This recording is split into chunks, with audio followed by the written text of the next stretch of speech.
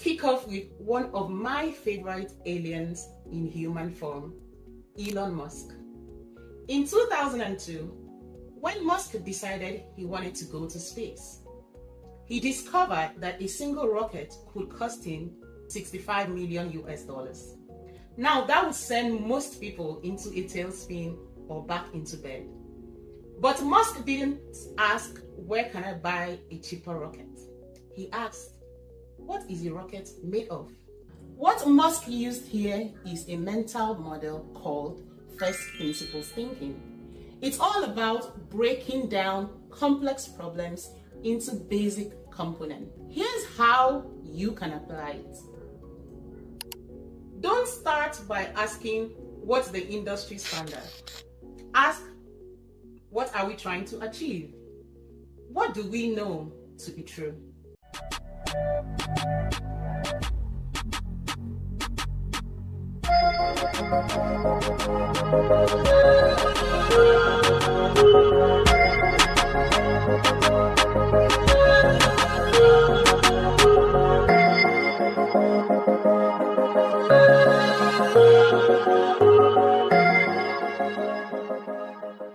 I don't think we really understand just how powerful clear thinking is.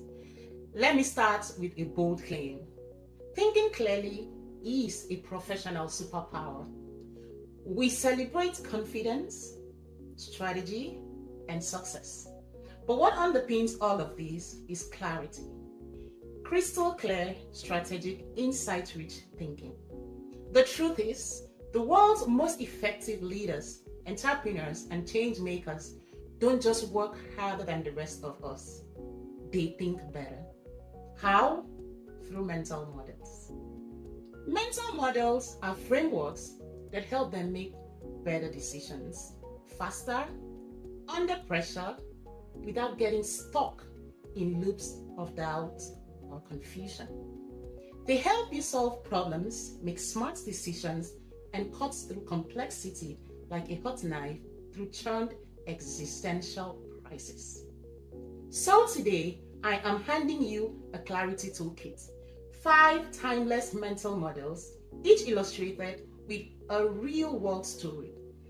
These aren't armchair theories, they're principles used by icons like Elon Musk, Jeff Bezos, Angela Duckworth, Charlie Munger, and soon, you. Let's dive in. Let's kick off with one of my favorite aliens in human form, Elon Musk.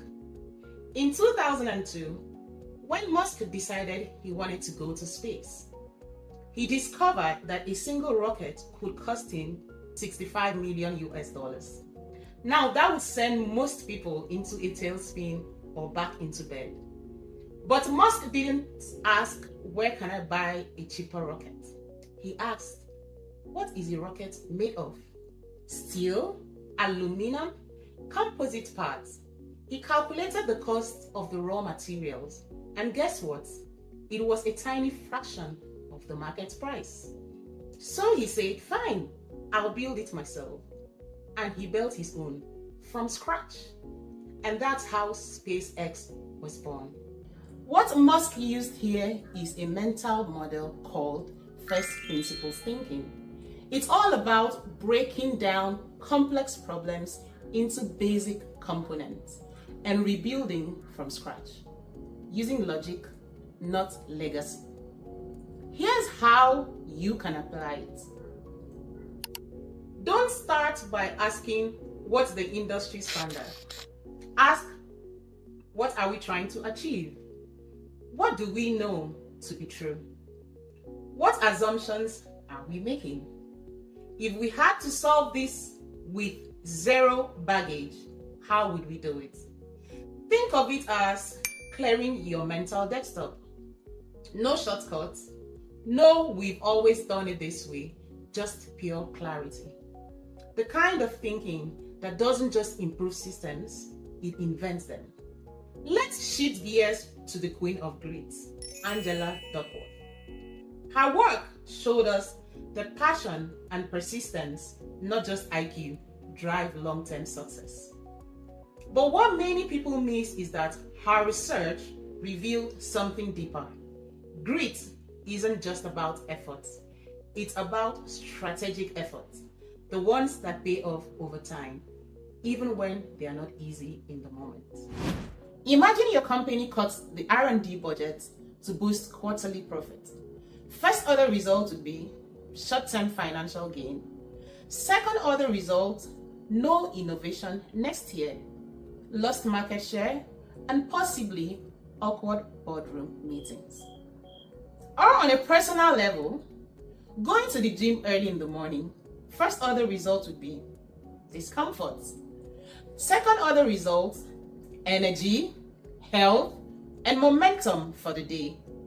Another example would be eating junk food at night. First order pleasure, right? Second order, guilt, low energy, crash. Angela's brilliance wasn't just in endurance, it was in foresight. Asking, does this short-term choice align with my long-term outcome?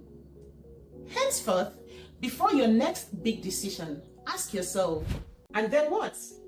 Am I solving for now or designing for later?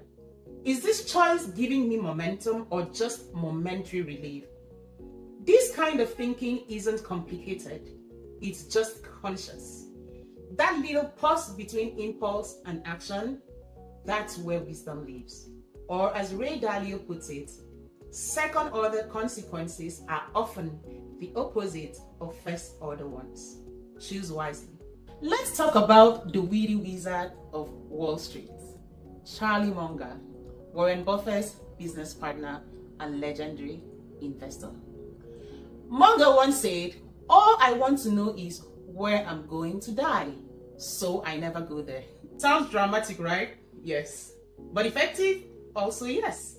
This is the heart of a mental model called inversion, the art of solving problems backward. We usually ask, how can I succeed? Inversion says, what would cause this to fail? Then we work to avoid those failure points. It's like building a house. Sure, you can dream up the perfect home, but first, maybe check if the land is prone to floods or haunted by bad project managers. So let's say you're leading a big product launch. Don't just brainstorm the ideal scenario. Ask, what could cause this to tank? What did we miss the last time? What small issue could snowball? Engineers call this a pre-mortem, the practice of imagining what could go wrong to prepare wisely. It's not about being pessimistic, it's about being prepared. And fun fact, inversion often surfaces insights that optimism buries. Try it this week. Choose one ongoing project and ask, if this fails, why would that have happened? Then do everything in your power to make sure it doesn't. Often, the best way to win isn't by doing more, it's by doing fewer of the wrong things. It is not paranoia, it's clarity with a dash of strategic sense. Picture this, you're Jeff Bezos in the 90s. You've got a cushy Wall Street job. Everyone thinks the internet is a fad. You, however, have this gut feeling that online bookstores are the next big thing. You could stay, collect bonuses, and live comfortably, or you could risk it all. Bezos used a model he called the regret minimization framework. He imagined himself at age 80 and asked, what would I regret more? Trying and failing, or never trying at all? The cost of not acting, that's opportunity cost.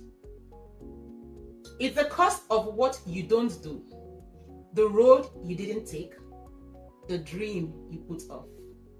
Every decision you make has a hidden price tag. Saying yes to one thing means saying no to another. It's not just about the obvious costs, it's about the invisible ones too. Before your next big move, a job offer, a business pivot, or how you spend your weekend. Ask, what's the opportunity I am giving up? If I say yes here, what future no's am I signing up? Will I regret not doing this when I look back? You won't see missed opportunities in your bank account or resume, but they'll show up in your satisfaction score. So next time you feel the pull to stay in your comfort zone, remember, comfort can be costly. Jeff Bezos didn't build Amazon by playing it safe. Let's end with a little historical tea. Ulysses Grant was a brilliant general, tactical genius, Civil War hero. Then he became the President of America. And it was a hot mess.